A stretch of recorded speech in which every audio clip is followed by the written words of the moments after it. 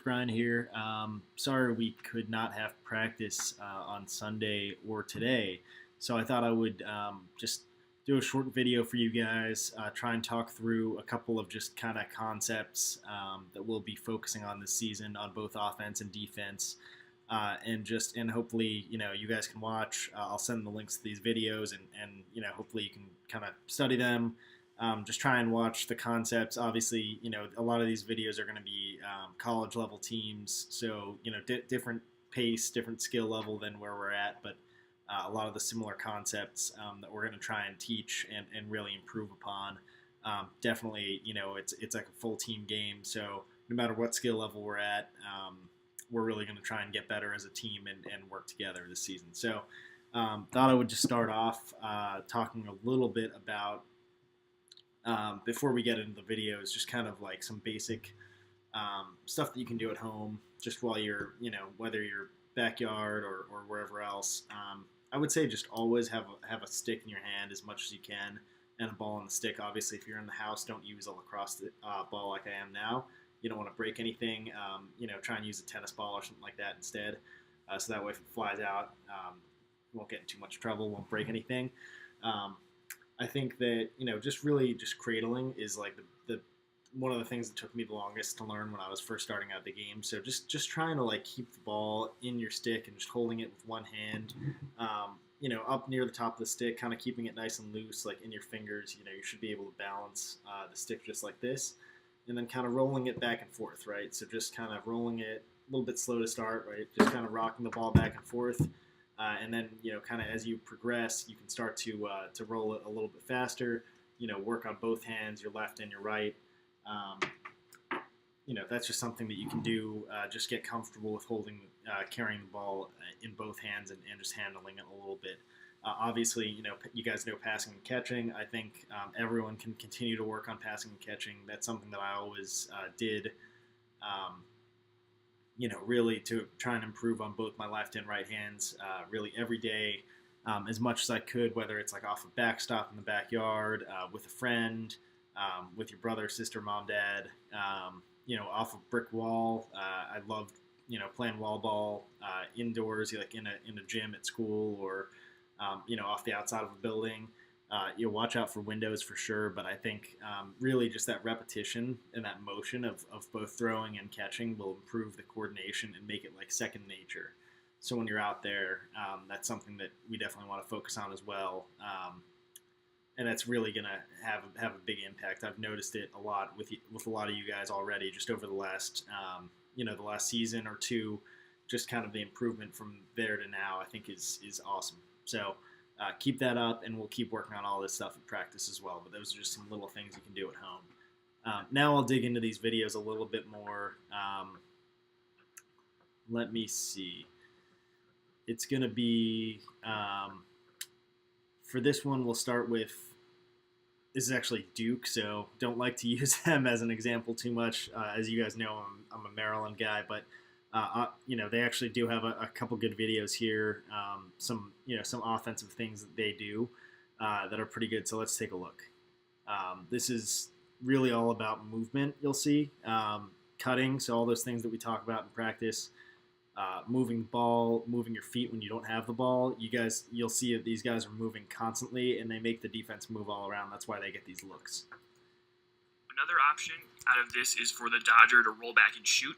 Starting the dodge from the top center as opposed to a little bit lower on the wing means that they're going to end up with a better angle when they do roll back and shoot. Like any dodging. Yeah, so you'll see on that look, the guy didn't score, but they had someone behind the net to back up the shot. So that's that was not not the ball movement we were talking about, but at least they were backing up the shot on the back end. Offense, one of the other options that Duke is going to have out of this set is to redodge the slide from the wing, as he does each other, which makes it a lot easier for him to get to the middle of the field. But the concept remains the same, even when the defender doesn't fall down, that he can settle it up for a quick second and then make another move back to the middle of the field. So you guys saw on that one, that guy, was really, running around. He was dodging, trying to, I think, work the ball around behind the goal, behind here. But I think, ultimately you saw the two defenders fell down, so he realized he had a look, planted his feet and took a good shot there.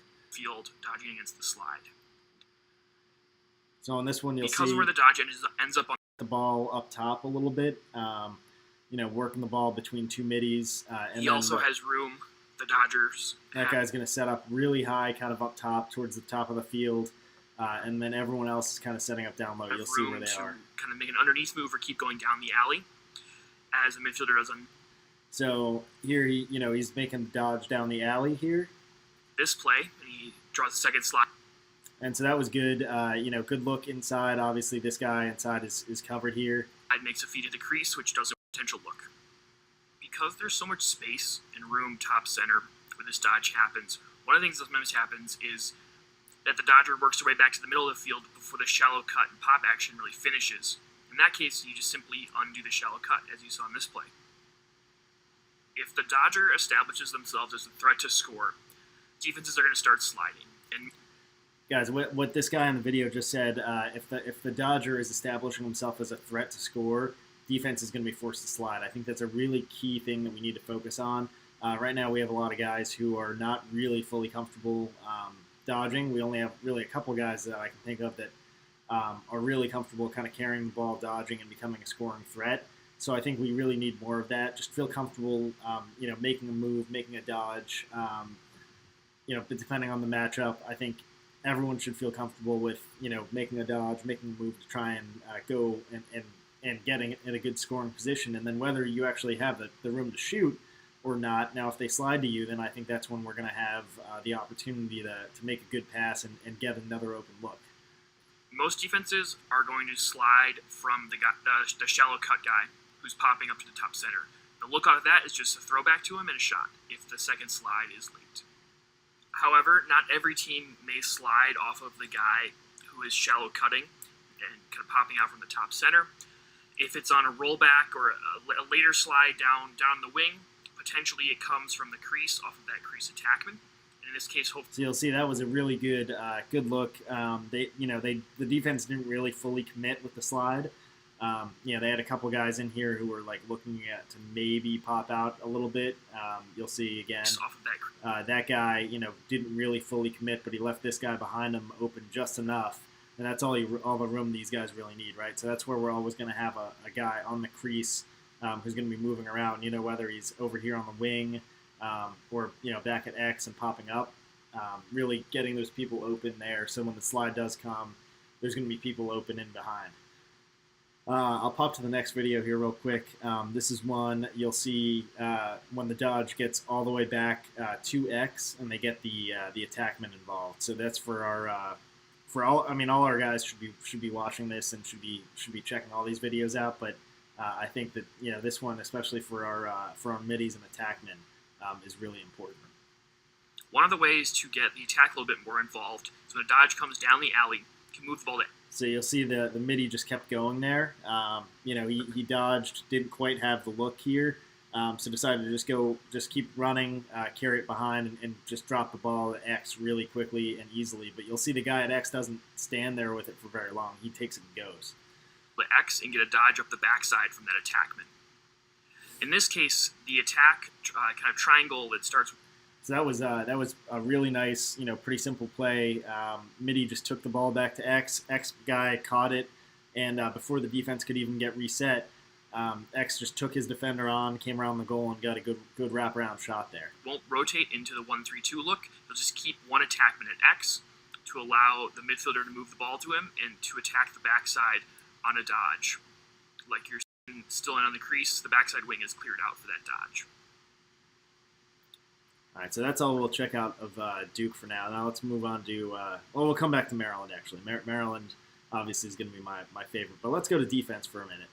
On this play, watch this one, and this guy actually does a really good job of explaining what this defender is doing. This is really what we want all of our D guys, especially the long pulls, but especially, everyone, long pulls and middies. Everyone should be able to play this defense, and as we know, everyone on our team is going to play at least multiple positions, so midi defense. So everyone should be watching here. This technique is really perfect, what this guy is getting ready to do. Notre Dame defender Stephen O'Hara, number 4. In particular, watch his head as he hedges off of his man in order to get ready to slide. He glances at the ball and quickly looks back to see his guy out of the corner of his eye. It's a textbook example of what coaches want you to do when they yell, "Head on a swivel." You draw a line between the ball and his man. O'Hara is always positioned on the goal side of that line, with his body facing roughly perpendicular to that line. Yeah, so you'll see where this guy is positioned is kind of right in the middle here, protecting that interior area of the crease. He's still, still close enough that he can get back to his man, but obviously ready to slide in case this short stick midi needs help over here. That positioning allows him to quickly look right to see the ball, then glance back left to see his man. It also balances being close enough to the ball to slide and close enough to his man to get back to him. As Jordan Wolf gets the ball matched up on a short stick, O'Hara realizes that he's probably going to have to slide in full head. He times the slide perfectly, forces Wolf to roll back. Yeah, so guys, that's all you need sometimes with a slide, right? I mean, I know a lot of these videos and stuff you'll see with the slides, like end up with big hits or whatever else. That's not really 100% what you need. You really just need to be able to cut off the guy and force them to go back a different way, right? Especially when we have a short stick midi on a guy who's going to be really fast, really quick, really good dodger and stick skills. So we'll be able to kind of match that out on game by game basis. But I think getting kind of the long pull out to the slide to help. Or even like double team in some cases, I think is going to be really key. So we'll work on that a lot. But let's just go back and look at this one more time. Just the long pole's positioning in here, and then when the attackman gets the ball and comes back out to the wing, how he reacts. As Jordan Wolf gets the ball matched up on a short stick, O'Hara realizes that he's probably going to have to slide and starts swiveling his head back and forth so quickly he almost looks like. Yeah, so he's still positioned here, right in front of the crease, kind of in this interior defensive area. You can see how many defensive guys Notre Dame has right now in here. They have 1, 2, 3, right in this tight little triangle on the crease, and then they also, this guy on the backside is sunk way in to help, so he could get here if he needed to, and then this guy up top, he can even come back in and help recover if this guy needs to slide, right? So this is really good example of defense from Notre Dame right now. Really, really compact. It's like a bobblehead. He times the slide perfectly, forces Wolf to roll back. See, so all he did was just go out there, he cut off the angle, and then meanwhile the short stick, I mean, he could have stayed out there and actually double-teamed that a little bit, but he rolled right back in to cover here, so that way this guy can get out to the shooter. That gives the second slide just enough time to get back and deflect a pass intended for Miles Jones. All right, so that was perfect. Really good example of that. Let me move on to this one. This is actually Hopkins defending Maryland.